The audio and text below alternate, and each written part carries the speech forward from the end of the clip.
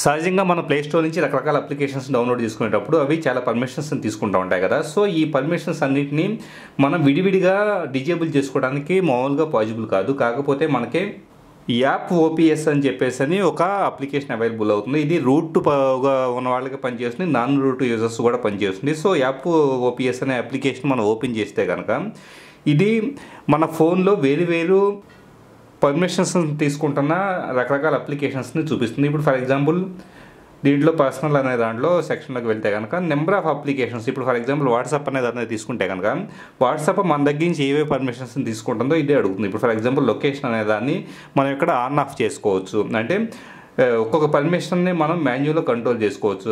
దాన్ని ఇవ్వాలంటే ఇవ్వచ్చు, లేకపోతే వద్దనుకుంటే క్యాన్సిల్ చేసుకోవచ్చు. ఇలాగా ప్రతి అప్లికేషన్కి సంబంధించి అది ఇన్స్టలేషన్ టైంలో ఏవైతే పర్మిషన్స్ని మన దగ్గర నుంచి తీసుకొని ఉందో సో ఆ పర్టికులర్ పర్మిషన్స్ అన్నింటినీ మనం వెనక్కే కంట్రోల్ చేసుకోవడానికి అవకాశం ఉంటుంది. ఇప్పుడు ఫర్ ఎగ్జాంపుల్ ట్రూ కాల్ అనే దాన్ని తీసుకుంటే ఇది లొకేషను, కాంటాక్ట్స్ని, మోడిఫై కాంటాక్ట్స్, కాల్ లాగ్ని రీడ్ చేయడం, ఇలాగ ప్రతి నెంబర్ ఆఫ్ పర్మిషన్స్ని తీసుకుంటూ ఉంది.